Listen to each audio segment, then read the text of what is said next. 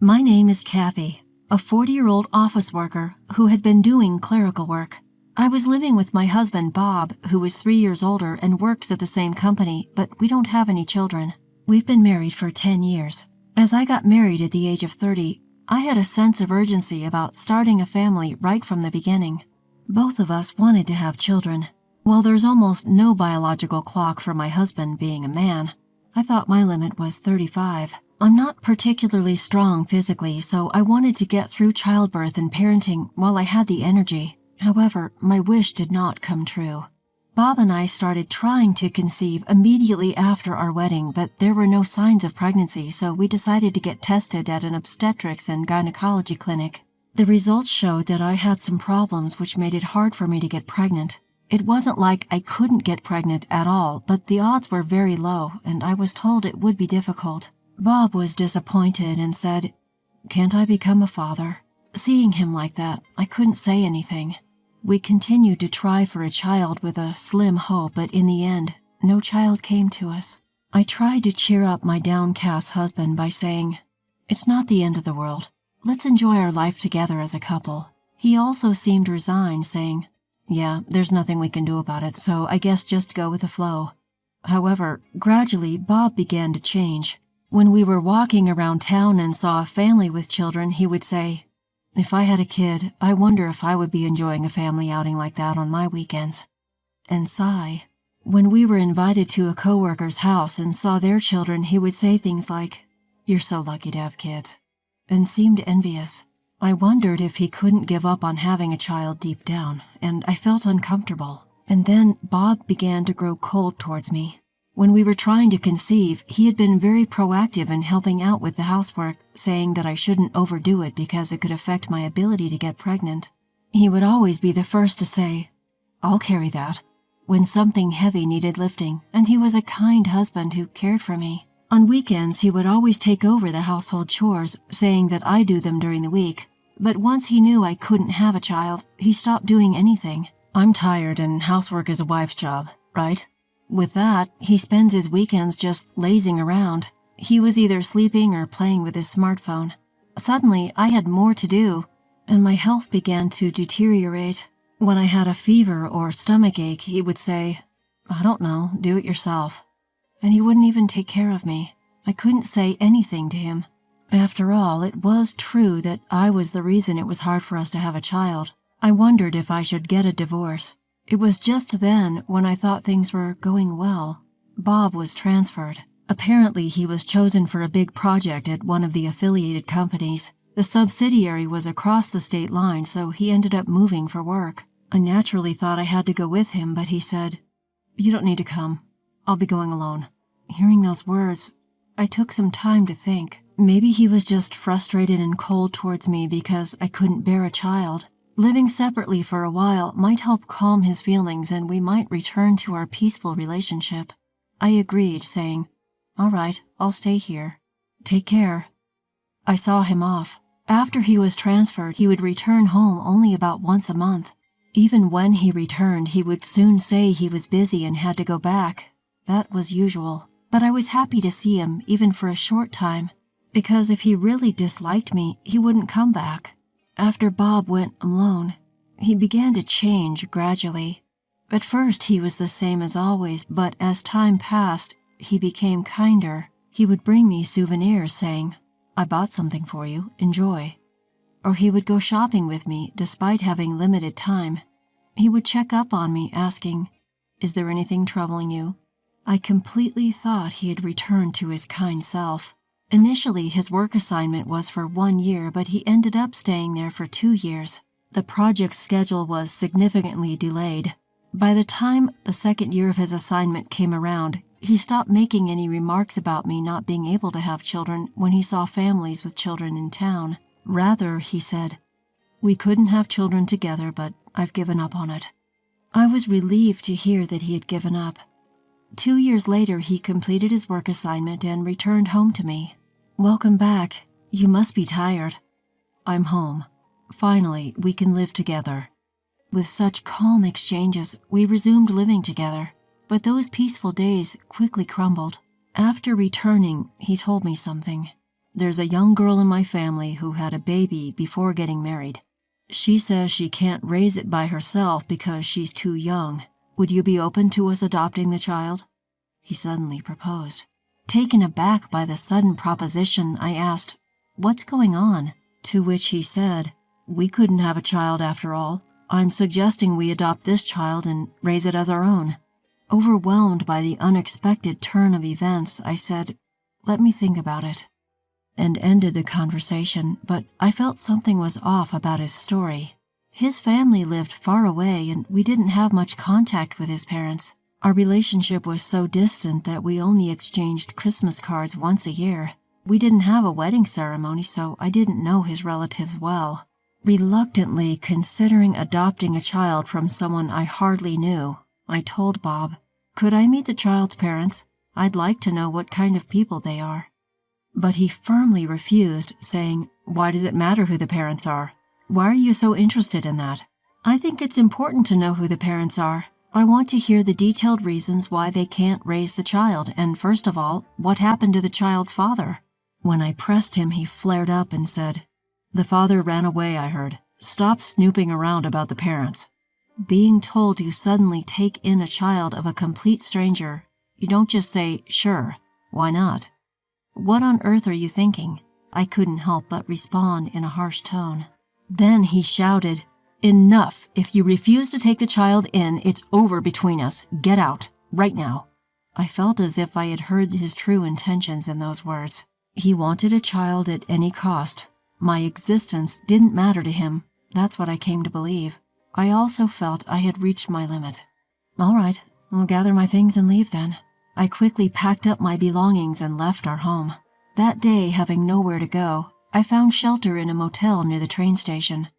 The divorce procedures with my husband went smoothly. We settled everything through a lawyer to avoid any disputes, and issues such as alimony, property division, and other matters ended without any hiccups. Feeling awkward working at the same company as him, I quit and found a new job. I was proficient in using a computer and also had administrative assistant certifications, so I managed to get hired at a small law firm. Adapting to my new workplace took a little time, but somehow I managed to work every day and lead a peaceful life. Having lived separately from my husband for 2 years, I had gotten used to coming home to an empty room. One day, after about a year of this life, my ex-husband appeared at my workplace, and he was holding a small child. Seeing me at the reception, he exclaimed, "Why are you here?" He was in shock. "Why wouldn't I be here? I work here. It's obvious, isn't it?" Upon hearing this, his face turned instantly pale. I was curious about the child he was holding, but first I escorted him to my supervising attorney, and there I learned a shocking truth. "Sir, I've been suspecting that this child, who was born a year ago, doesn't resemble me at all. I'm doubting if it's really mine," he said. "I see. If it turns out not to be your child, what do you plan on doing?" "Of course, I'll divorce my wife. But legally, you can only dispute the paternity of the child within a year of its birth. Even if you take a DNA test and find out that the child is not yours, you would still have to pay child support." "What? You must be joking." "I'm not. There have been such precedents in the Supreme Court as well." I was recording their conversation as a clerk, and while working, it dawned on me. He had cheated during our marriage and had a child from it.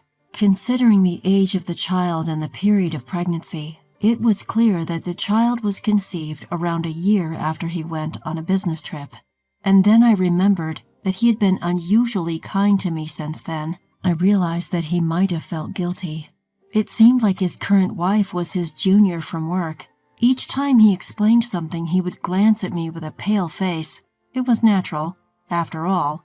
His ex-wife, whom he tried to leave with the child of his affair a year ago, was right there. In the end, he said, "All right, I will take a DNA test first and then reconsider." With these words, he left with a downcast look. I told my lawyer, Mr. Williams, about my divorce from last year when my ex-husband returned at the end of the day. Mr. Williams was quite surprised and asked, "You know, you can claim alimony for infidelity within 2 years of discovery. What's your plan?" I said, "Of course I want it. I want to claim it from his mistress, too.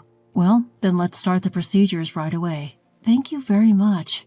In the end, I claimed alimony through my lawyer, Mr. Williams, from my ex-husband and his current wife, who was his mistress. To prevent them from evading it, I sent the claim not only to their home but also to their workplaces and his in-laws' place. Then I got a call from my ex-husband right away. What's this claim about, huh? It's an alimony claim for your infidelity. We're already divorced. There's no way I'm paying alimony. That's not true. You can claim alimony for infidelity within 2 years of its discovery. We divorced a year ago, and your infidelity just came to light, so it's well within the claim period. At that point, a woman's voice I didn't recognize told him to change, and she took the phone. Hello? What's with this claim? Caught off guard by her sudden outburst, I asked, Who am I speaking with? I'm his wife. Take back at least my part of this claim. But it's only natural to claim alimony when I've been cheated on. Listen here, he said he was single. I thought he was single. So I went out with him. I didn't know he had a wife back then. I don't care about that. Even if he lied about being single, the fact that you had an affair with my husband doesn't change. I'll take a neat $20,000 from each of you. Our child will need money as they grow. There's no way we can afford such a huge amount of $40,000. That's not my problem. You're working too, and he's in a decently high position, so I don't think there's a financial issue. You know, because you sent that claim, he got demoted and had a pay cut, and I got downgraded from a full-time employee to a part-time one, and my income dropped. We can't afford to pay such a huge amount, she said, hysterical. Well, then ask your parents to cover it. I won't back down one bit. I absolutely won't pay. I'm not paying, she shouted, and he came back on the phone. Just as my wife explained, we are going to be in a tough financial situation. Could you please drop the claim? No, I absolutely won't drop it. By the way, let me tell you something good since we're at it, I said to him. What's that? Do you remember we had a fertility test a few years ago? Oh, yeah, we did. Although it turned out that I had a problem, actually, the test results showed that you also had a problem. What? You're kidding, right? It's true. It's true that I had a problem, but you did too. But at that time, I was shocked and didn't want to hurt you, so I kept it a secret. I still have the paper with the test results. Want me to send it to you? When I said that, he muttered, It's a lie. It's a lie. Probably the shock had him tuning out everything else. Truth be told, the doctor at that time did say there was indeed a significant issue on my end, but my husband Bob also had his fair share of problems. The doctor told me, Both of you have issues, so it might be tough to have a child. It's not just your issue, Kathy, so don't take it all on yourself. When Bob heard that there was a problem on my end, he was so shocked that he ran out of the doctor's office without hearing the whole story. I was going to keep this fact a secret, but I decided there was no need to hide it anymore, so I told him just now. He muttered, That's a lie. That's definitely a lie. To him, I said, All right, let's leave it at that. I'm busy. And I hung up the phone. After that, I managed to get exactly $20,000 in total for emotional distress from each of them. $40,000 in total. She didn't want to pay, so it seems Bob took on the entire burden. Afterwards, it appears Bob did have the child undergo a DNA test. Turns out the child is not his, just as he feared. Apparently, he's considering divorcing with his wife, but since he'll have to pay child support and emotional distress compensation to her, he's forced to continue his reluctant marriage with his current wife, who was his affair partner, as he doesn't even have the financial leeway due to his demotion. The reason he wanted me to raise his child with his affair partner, it turns out, was because the affair partner is quite a strong-willed woman. He told me himself, when he came to pay the emotional distress compensation, that if he had custody of the child, he planned to find some excuse to break up with her. Recently, his relationship with his wife has become strained, and the atmosphere at home is tense. At work, everyone looks down on them as the adulterous couple, and he seems to be having a tough time. As for me, I'm completely used to my single life and living peacefully. I have plans to go on a trip with my friends during the next long holiday. Even though I'm alone now, my days are fulfilling with work and socializing with friends.